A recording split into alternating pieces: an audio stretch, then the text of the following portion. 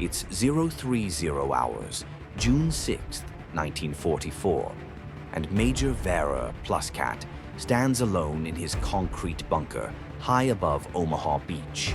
He commands the 352nd Infantry Division's coastal artillery. And for months, he has stared at this same empty horizon. Tonight, something feels different. His orders are clear. If the Allies come, his guns must stop them on the beach. If they break through here, the road to Paris lies open. At 0100 hours, the phone rings. It's his regimental commander. He scans the darkness again. Nothing but waves and fog. He hangs up and returns to the scope. His crews man the 155mm guns in their reinforced positions. Ammunition stacked and ready. The naval mines stretch across the beach below. The obstacles bristle from the sand. Everything is prepared, but the waiting gnaws at him. Then at 2 a.m. he hears it. A low mechanical growl rolling across the water. Aircraft engines, hundreds of them. The sound grows into a roar. Pluskat rushes to the observation slit. The sky to the north erupts in streaks of light. Parachutes bloom like white flowers against the darkness. Thousands of them. Alarmed, his artillery crews scramble to their guns. The phone rings again. His gunners train their pieces inland, but the order is absolute. The beach, always the beach. But the paratroopers are landing behind them, cutting roads, seizing bridges. The invasion is already past his guns. Dawn begins to break at 5:30. A pale gray light spreads across the water. Pluskat returns to his scope, scanning the horizon. His heart stops. Ships, not dozens, not hundreds, thousands. The entire horizon from left to right, as far as he can see, is covered in ships, battleships, cruisers, destroyers, transports, an armada beyond comprehension. They sit in neat rows, dark silhouettes against the lightning sky, stretching to infinity. His hands shake as he reaches for the phone. Static crackles. His commander's voice is tight. Before the response comes, the world explodes. The first salvos from the Allied naval guns tear across the sky like freight trains. The sound arrives a split second before the shells.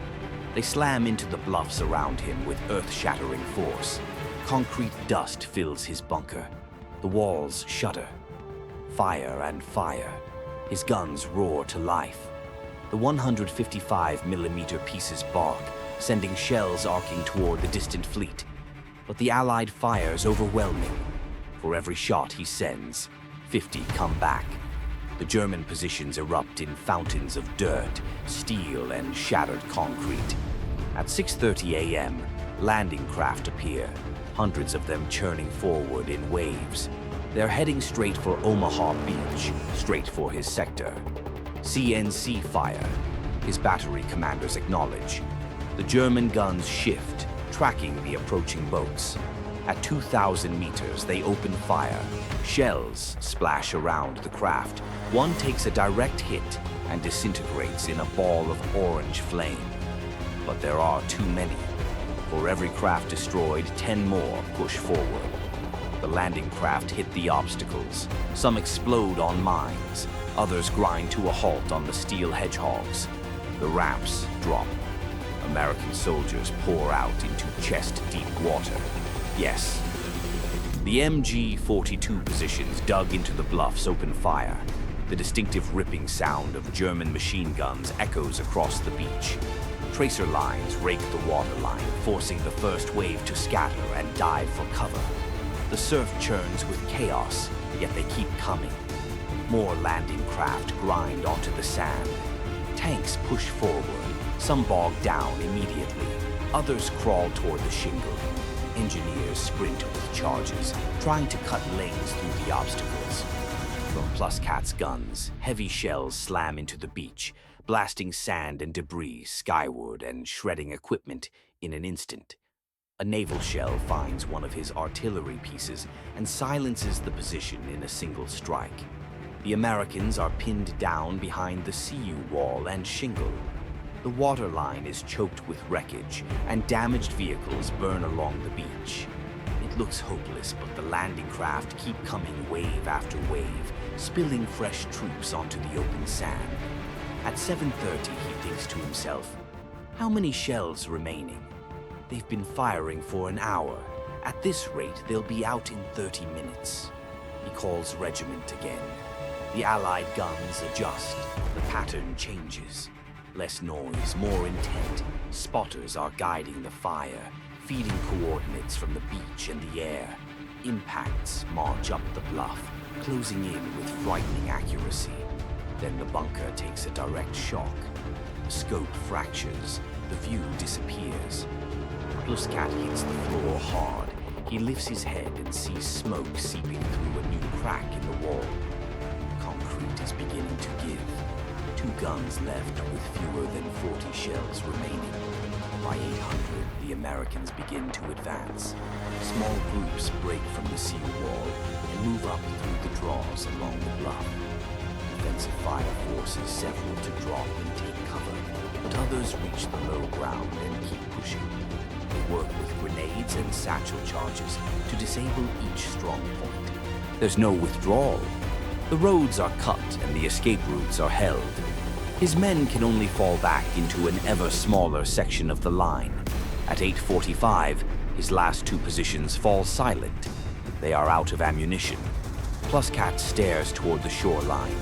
It's filled with movement now, huge numbers pressing forward and spreading inward. Heavy vehicles crawl up the slopes. Gaps have opened where the barriers used to be. The ground he was meant to hold has become a foothold for the advance. The invasion has succeeded. At the base of the bluff, medics move urgently through the chaos. German and Americans lie side by side. The scale of the arrival is immense. Vehicles and supplies in a continuous stream pushing inland without pause. The Atlantic Wall has failed. His account of watching the Allied fleet appear at dawn became one of the most famous German perspectives of the invasion. The 352nd Infantry Division suffered catastrophic casualties, defending Omaha Beach with over 1,200 men killed, wounded, or captured in the first 12 hours.